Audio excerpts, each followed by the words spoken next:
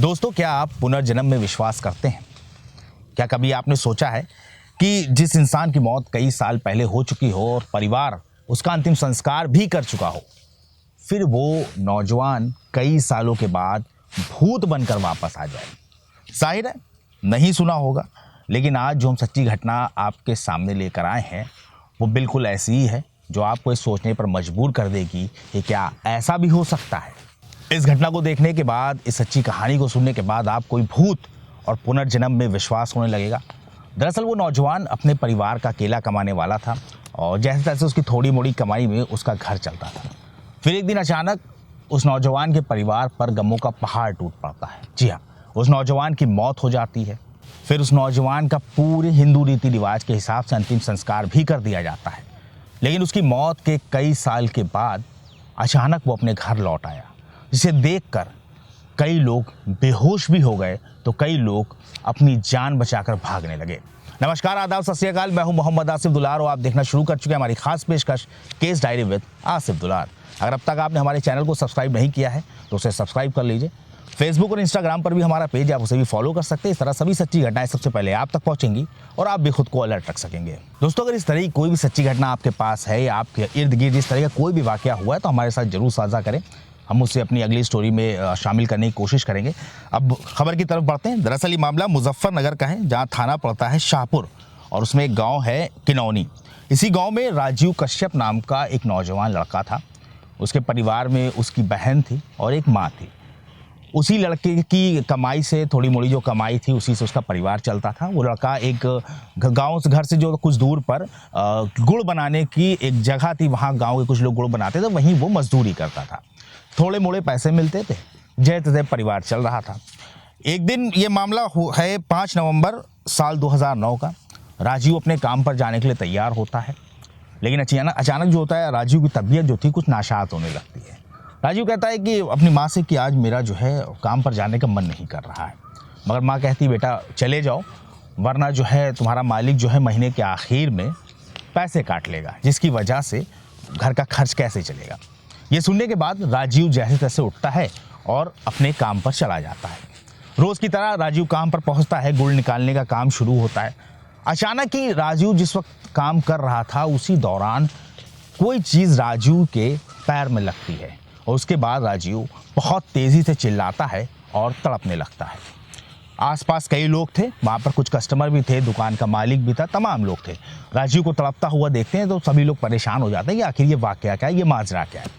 राजीव तड़प रहा था, लोग काफ़ी परेशान थे, हैरान थे, लेकिन किसी को समझ में नहीं आ रहा था। तभी वो पास में देखते हैं कि वहाँ पर एक सांप बैठा हुआ था जो काफ़ी जहरीला था। वो कुंडली मारकर कोने में बैठा हुआ था, जिसे देखकर साफ पता चल रहा था कि सांप ने राजीव को डस लिया है।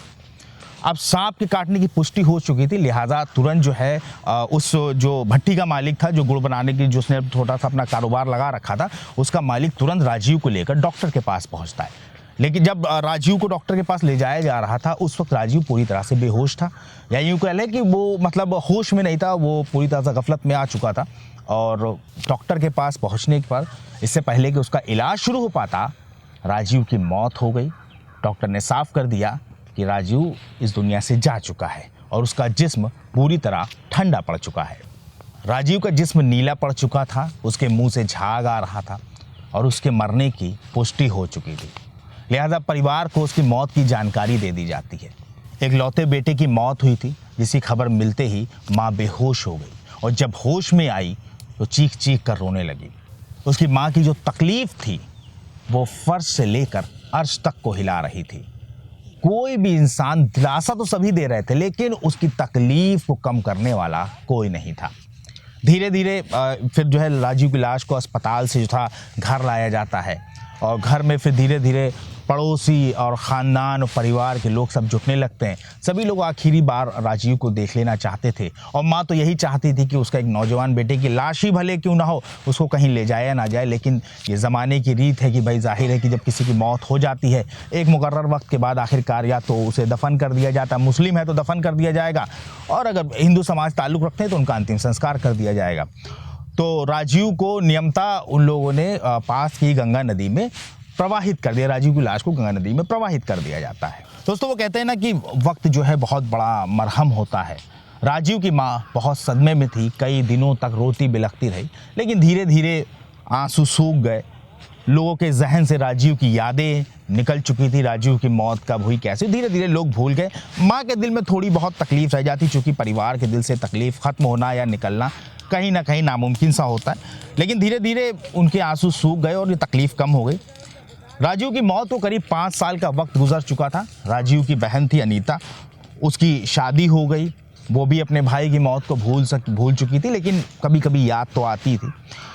अब इस कहानी को बहुत गौर से सुनिएगा, क्योंकि अब जब गौर से सुनेंगे यहीं से पूरी कहानी पलट जाती है, यहीं से उस घटना में नया खुलासा होता है राजीव की मौत और भूत बनने का। असल में हुआ क्या कि साल 2015 की बात है। अनीता की शादी जो थी मुजफ्फरनगर के बुढ़ाना इलाके में होती है। अनीता अपनी ससुराल से निकलती है और किसी काम के लिए बाजार जा रही है। तो रास्ते में ही एक जगह काफ़ी भीड़ लगी हुई थी, गांव का माहौल था, भीड़ लगी हुई थी। तो उसके अंदर भी जिज्ञासा होती है, क्यूरियोसिटी होती है कि आखिर ये भीड़ क्यों लगी हुई थी। तो अनीता जो है उस भीड़ में जाकर देखती है आखिर क्या हो रहा है। तो उस भीड़ में कुछ सपेरे थे जो तमाशा दिखा रहे थे। तो अब वो भी तमाशा देखने लगती है। सांप और बिच्छू तमाम तरह के तमाशे चले तो अमूमन बस्तियों में होते हैं, उस तरह का तमाशा चला, तो वो भी तमाशा देखने लगती है। उसी दौरान अनीता की नज़र एक नौजवान पर पड़ती है। उस नौजवान को देखने के बाद उसकी नज़र उसी पर टिक जाती है और वो सोचती है कि मैंने कहीं इस लड़के को देखा है, कहीं इस नौजवान को मैंने देखा है। काफ़ी देर तक वो अपने दिमाग पर जोर देती रहती है। फिर अचानक उसे ख्याल आता है असल में वो जो नौजवान सपेरों की टोली में था, जो सांप का करतब दिखा रहा था, वो नौजवान कोई और नहीं था बल्कि उसकी जो शक्ल थी वो हूबहू उसके मरे हुए भाई राजीव से मिल रही थी। अनीता ने उस सपेरों की टोली में दाखिल होते ही उस नौजवान का हाथ पकड़ लिया और उसने कहा कि भाई तुम कैसे हो। वो नौजवान एकदम हक्का बक्का रह जाता है। वो सपेरा वो कहता है कि मैं बहन जी मैं आपको नहीं पहचानता। तो अनीता बोलती नहीं तुम मेरे भाई हो, तुम्हारा नाम राजीव है, मैं तुम्हें पहचान गई हूँ। तो वो कहता नहीं मेरा नाम राजीव नहीं बल्कि मेरा नाम शिवा है। तो इस बात पर दोनों के बीच बहस शुरू हो जाती है, क्योंकि अनीता उस नौजवान को अपना भाई समझ रही थी और जो शिवा था, जो सपेरों की टोली में सपेरा एक शामिल था, वो अनीता को पहचानता ही नहीं था। काफ़ी देर तक ये बहस होती रही और आखिरकार शिवा ने अनीता को धक्का दे दिया वहाँ से। लेकिन अनीता यही कहती कि तुम कुछ देर यहाँ रुको, मैं अभी वापस लौट कर आती हूँ। अनीता वहाँ से निकलती है, तुरंत सीधे वो अपने मायके चली जाती है और सारी बात अपनी माँ को बताती है। बेटी की बात सुनकर माँ को अपने कानों पर यकीन नहीं होता, क्योंकि ऐसा कभी हुआ ही नहीं था। आज़ाद भारत के इतिहास में ऐसा वाकया कभी पेश नहीं आया था। तो जाहिर सी बात है माँ को भी उसकी बात पर यकीन नहीं हुआ। लेकिन बार बार इंसिस्ट करने की वजह से, बार बार दबाव डालने की वजह से, बेटी के दबाव डालने की वजह से माँ जो थी उसके साथ चल देती है। जब माँ साथ में चलती है तो मायके के अड़ोस पड़ोस से कुछ लोग भी उन लोगों के साथ बुढ़ाना के लिए निकल पड़ते हैं। कुछ देर में ही वो लोग उस मौके पर पहुंचते जहां पर वो सपेरों का खेल चल रहा था। लेकिन जब वहां पहुंचते तो वहां पर वो लोग सपेरे जा चुके थे। तो वो लड़की जो थी वो गांव वालों की मदद से ये पता करती है कि आखिर अभी जो सपेरे कुछ देर पहले 2-2.5 घंटे पहले तमाशा दिखा रहे थे वो कहाँ गए। तो ये पता चलता है कि वो कुछ दूर गाँव में जो है अपना खेल दिखा रहे। फिर वो तलाश करते हुए उस गांव में पहुंचती है और वहां पर वो सपेरों की टोली उसे मिल जाती है। अनीता अपनी माँ और पड़ोसियों को लेकर आखिरकार वापस सपेरों की उन टोली के पास पहुंच जाती है। वहां पहुंचते ही अनीता लपक कर शिवा का हाथ पकड़ लेती है, उसे खींचते हुए अपनी माँ के पास लेकर आती है। जिस वक्त शिवा को पकड़ती, शिवा ही तमाशा दिखा रहा था, तो इसलिए पूरी भीड़ उन्हीं की तरफ अट्रैक्ट हो जाती है कि आखिर ये माजरा क्या है, क्यों एक सपेरे का हाथ इस तरह इस लड़की ने पकड़ लिया। वो खींचकर उसे अपनी माँ के पास ले जाती है कि भैया मुझे सब याद आ गया है और माँ है ये, अब माँ से इनसे बात करो। तो माँ उसे देखती है, जाहिर सी बात है मरा हुआ बेटा सामने खड़ा था, तो माँ की जो एक जहन की कैफियत थी उसका अंदाज़ा लगाना बहुत मुश्किल था। माँ उसे रोते हुए अपने सीने से चिपका लेती है। लेकिन उस वक्त भी शिवा पूरी तरह से गैरों वाला बर्ताव करता है कि उसको ये समझ में नहीं आ रहा होता। तो ये एक लड़की आती है, फिर उसके बाद एक बूढ़ी औरत आती है, उसके साथ तमाम लोग इकट्ठा हो जाते हैं। तो ये एक अजीब सा पूरा सिनेरियो चल रहा था जो उसकी समझ से परे था। लेकिन फिर वो माँ रोते हुए राजीव की पुरानी तस्वीरें शिवा को दिखाती है कि बेटा ये तुम्हारी तस्वीर है और तुम्हारी मौत हो चुकी थी। काफ़ी देर तक ये जद्दोजहद चलती रहती है, माँ रोती रहती है और उसको पुरानी बातें याद दिलाती रहती है। फिर वो होता है जिसके बारे में कभी कोई सोच भी नहीं सका। जी हाँ, एक चमत्कार होता है और शिवा को अपनी पुरानी यादें वापस ताज़ा होने लगती हैं। लेकिन उसे सब कुछ याद नहीं आया था, लेकिन उसे ये याद आ चुका था कि ये लड़की और ये बुज़ुर्ग औरत उसकी माँ और बहन है। राजीव की पहचान हो चुकी थी। ये बात जैसी खुली तो उस भीड़ में शामिल कई लोग बेहोश हो गए जिन्होंने राजीव को उस वक्त मरता हुआ देखा था। राजीव की याददाश्त तो वापस आने लगी, लेकिन उसे सब कुछ याद नहीं आया। दोस्तों, ये बात साफ हो चुकी थी, जो शिवा सपेरो की टोली में उस वक्त तमाशा दिखा रहा था वो उनका मरा हुआ बेटा राजीव ही था। लेकिन अब सवाल ये उठता है कि आखिर जो राजीव 6 साल पहले मर चुका था वो आखिर जिंदा कैसे लौट आया। ये बहुत बड़ा सवाल था और इसका जवाब जानना हर किसी के लिए ज़रूरी था, और यही जवाब उस भीड़ में शामिल सैकड़ों लोगों को इसी बात का जवाब चाहिए था। तो इस बात का जवाब था उन सपेरों ने दिया जिनके साथ राजीव तमाशा दिखा रहा था। दरअसल सपेरों ने बताया कि करीब 6 साल पहले वो लोग कलकत्ता से चलकर हरिद्वार की तरफ जा रहे थे। नदी के किनारे से वो गुजर रहे थे। उसी दौरान जो है जड़ी बूटियों की तलाश में वो पत्थरों में और जंगलों से गुजर रहे थे और गंगा नदी किनारे किनारे उनका सफ़र था पूरा। तो उन्होंने देखा कि एक जगह पर पत्थरों में एक लाश फंसी हुई थी। तो उन लोगों ने उस लाश को बाहर निकाल लिया नदी से। जब उन्होंने चेक किया तो वो लाश चूँकि राजीव की थी, जो लड़का इनके साथ था उसकी थी, लेकिन वो मरा नहीं था। वो या तो कोमा में था या फिर वो ब्रेन डेड था, लेकिन वो पूरी तरह से मरा नहीं था। इन लोगों ने उस लाश को बाहर निकाल लिया और इन लोगों ने तय किया कि अब यही उसका इलाज करेंगे।